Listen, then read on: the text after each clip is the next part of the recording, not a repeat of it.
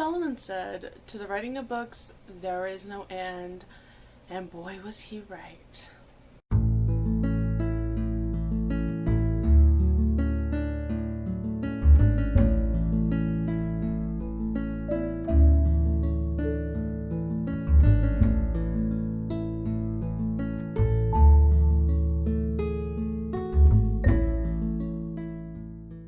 Hey everybody, welcome back to my channel. This is in collaboration with Lindsay from Momma Schmooze Reviews, and this is the best books of 2017. Right here, I keep a ton of my books that I have read during the year, but I wasn't faithful at keeping up with it. And not only that, I didn't write down all the books that I did with the kids. So this collaboration definitely opened my eyes and reminded me that I need to be writing down the books that I'm doing with the children, as well as for my own self. But I did have to reference this to kind of figure out what some of my favorite books were for the year 2017. But this is kind of how I keep track of the stuff that I've been reading. This is not a planner video, but it helped me kind of go back and remember some of the books that I really enjoyed, because again, last year's focus was to get as many books from the library or kind of read and pass along, so that I was clearing off my shelves. And so because of that, some of my favorite books that I read was Anne of Avonlea. I really enjoyed that. I really enjoyed Lessons at Blackberry Inn by Karen Andriola. Now, I didn't get rid of that, but it is on loan.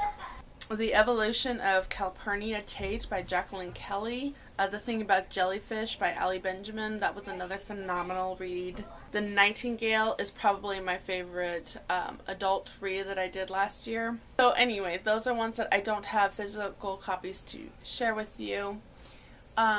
And I was trying really hard to find books that maybe weren't necessarily strictly homeschool related, so that anybody, if you're homeschooled or if you public school and just want to bring some more literature into your home, I hear that a lot, these are books that you could definitely do that with. So I pulled out some of my favorites. I pulled out books that I knew that the children loved and wanted to hear more often, or asked me to read it before I could even pick the book up. There is one book, again with that I don't have, and that is The Lizard Garden by Anne Phillips, and I believe that is on loan as well.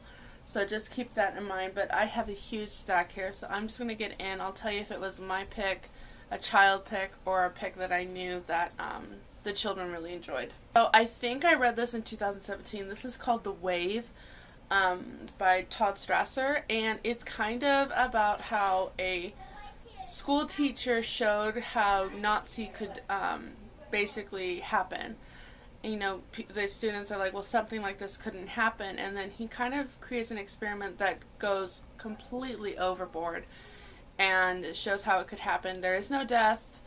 Don't assume that, but it's definitely an amazing read, and it will be a requirement in high school for my children. Highly recommend this. Really enjoyed it. So one I recommend everybody reading.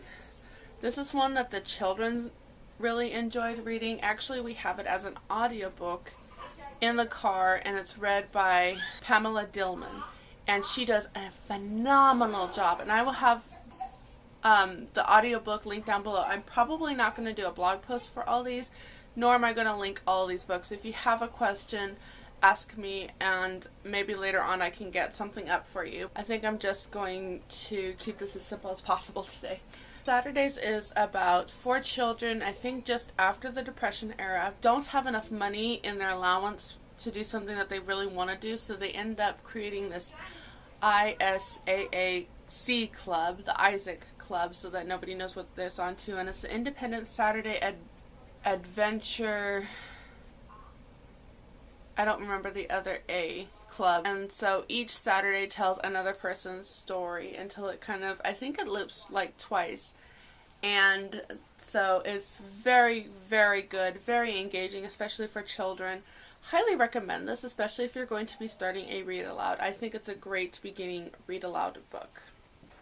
This is a book that I read last year, we had no internet when we first got to this rental house, and so I was going to Denny's every night to do work. And you know, when you're at another place, you can't just get up, walk away from your work, and kind of take a little bit of a breather before you sit back down and work again. So I had heard about this from Sarah Mackenzie's website, and I requested it from the library. And as I was reading this, I was laughing out loud so hard in Denny's. It was amazing. The vocabulary just is out of this world. I love this book. There are, I think, 5 in this series, and I've only read the first one, so I can't recommend this one enough. There is a little bit of fantasy, I think is the word, that kind of goes along with the children that were found. So if Narnia is okay, I believe you will find this to be okay. But Abels Island by William Steig. This is a Newbery Honor book, and Abels Island, it didn't turn me on insofar as the description. What I really got interested about is how many people said that if you like Charlotte's Web that you'll enjoy this.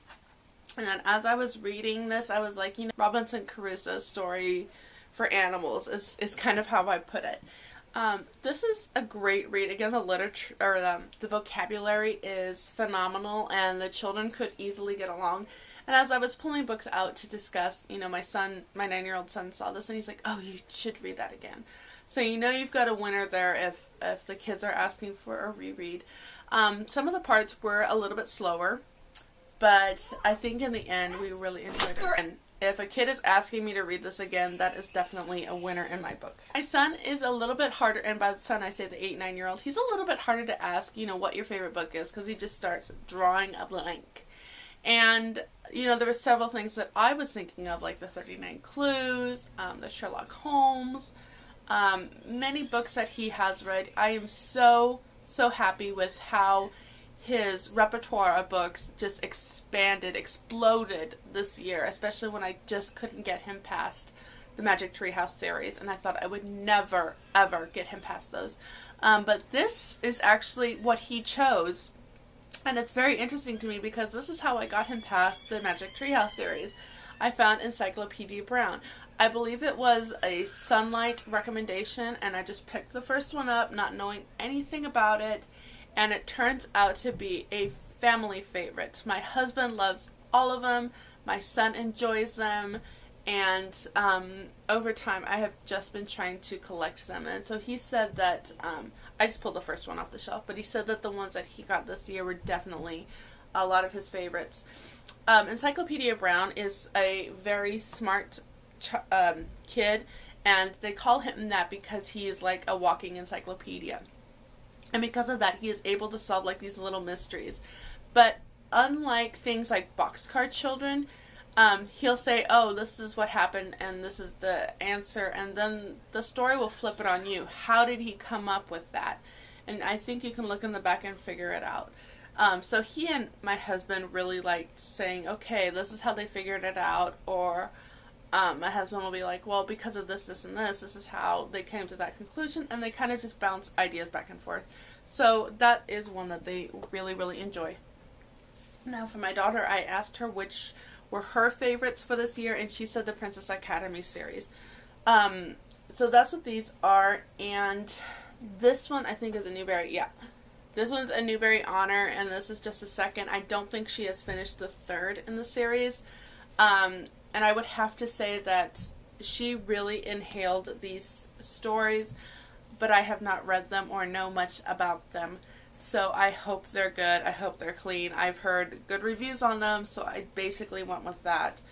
And like I said, the fact that she just inhaled them and went through them, these were a good size for her this year, and I think she started with this one. I think I got this for her last Christmas, the first one. And this was kind of her introduction into a thicker book. So she really enjoyed these, and those were the picks that she had. Unfortunately, I can't tell you much beyond that. Sign of the Beaver, and the children loved this. It was kind of a, we brought Daniel Crusoe back, or Daniel Defoe, Robinson Crusoe, back into our life through this book. It's Etienne and I don't remember Matt.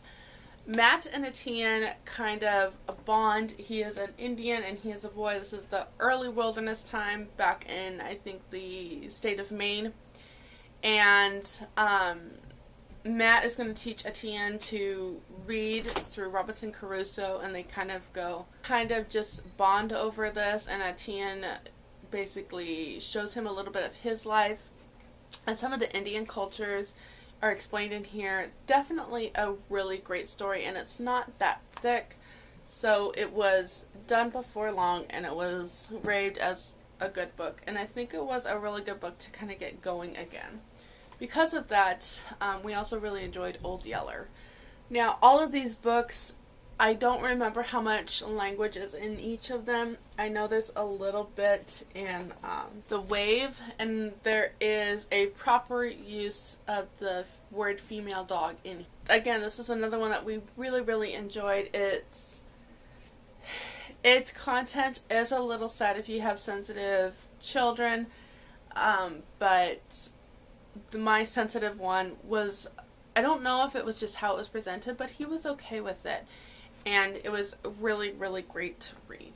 Okay, we also did the In Grandma's Attic series, and these were great table stories because they're just 3 pages or 4 pages at the most chapters, and they go so quickly.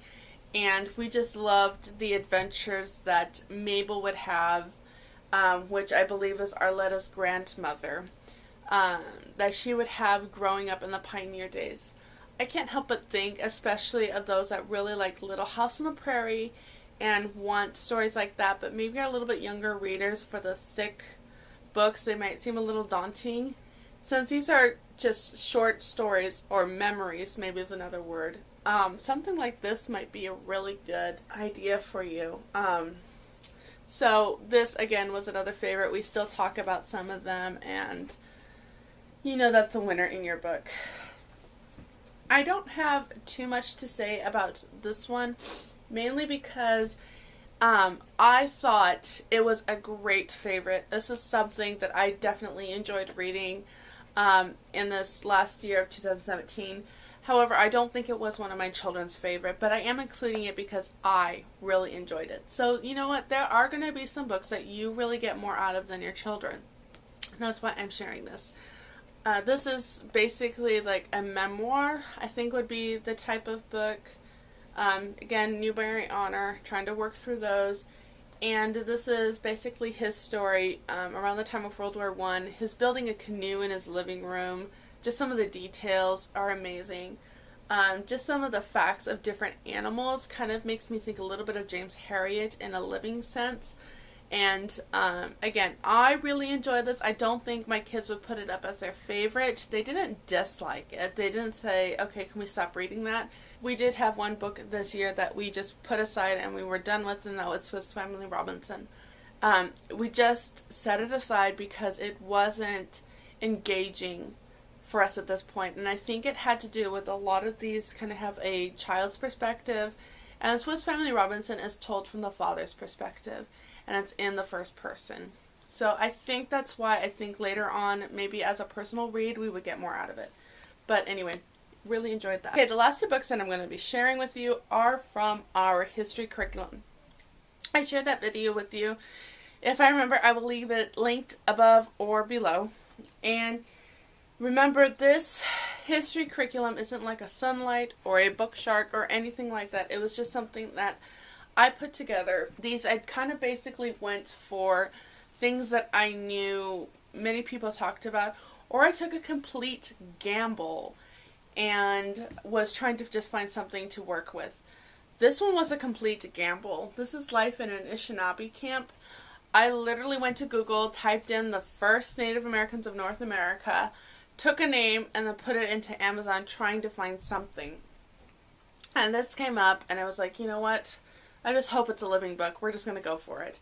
And it definitely is a great, great resource to have. I am so happy that I went with this. There are definitely other books that you could choose that go over life with the Native Americans, and that really was what I was looking. I wasn't looking for necessarily like geographic or different tribes or things like that, but just how they lived, and this fit that bill perfectly. You learn more about these, you kind of learn about clans, and you learn about the signs that they do, which works really well with Sign of the Beaver. So these really work good together. You know, I could go on and on forever, but this, again, was definitely a favorite one. And we ended up staying more in that book because of it than I had originally planned. Alright, I did finish this book in 2018, but we began it in 2017, so I am totally including it. And that is Newbery Honor, Johnny Tremain. Amazing book, okay? I have to admit that sometimes books like this that are so much raved about, Red Badge of Courage, and I read it, I'm like, okay, it was a good story, but I don't think it was as great as everybody claimed it to be. I'm just honoring that way. Johnny Tremain was definitely an amazing book. I know, it was amazing movie, yes, so. I found the Disney version on Amazon last night, and yeah, it's totally been Disney-fied, as somebody said. What I really, really enjoyed about this is the fact that you start off with a boy who his apprenticeship was bought, and they really make him up to be great just because he is very good at what he does, and his master kind of has gone down in years. So basically they build up this poor kid up, and then they tell him to be humble all the while they're saying, okay, you're really good at this, go do this. I'd say the kid's got something different out of it than I did as a parent, but as a parent you definitely have like a mature perspective, and those are good books. They're good books, like C.S. Lewis said, that could be enjoyed by old and young alike. The young get something out of it. Of course, they got the adventures, and they got the fact that Johnny gets to meet like Paul Revere and some of the founding fathers. And then I, as a parent, was getting something about character and situations, and where I'm like, wow, have I as an adult done that? And so again, there are very few times when I say, okay, this is a critically acclaimed and it really is an amazing book. This definitely is one of those. If you could only take away one book from the stack to start, it would be Johnny Tremain. Alright, that's all I have for you today. Thank you so much for watching. Again, I had to just kind of be like, okay, let's not overload the viewers here. Let's keep this as simple as possible, which, of course, let's be honest, haha.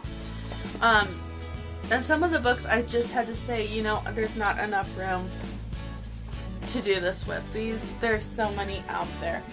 So I'm inviting you. Tell me, what are your favorite books? What are some books that you look forward to reading? Or is there any more information you'd like to know about these books? Leave it all in the comments down below, and I will see you in my next video. Adios. It's a radio! What? That speaker is a radio! Wow. Okay. Calm down.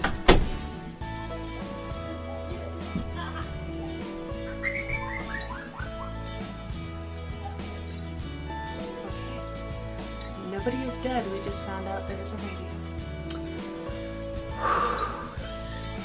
Things that excite children are not the things that excite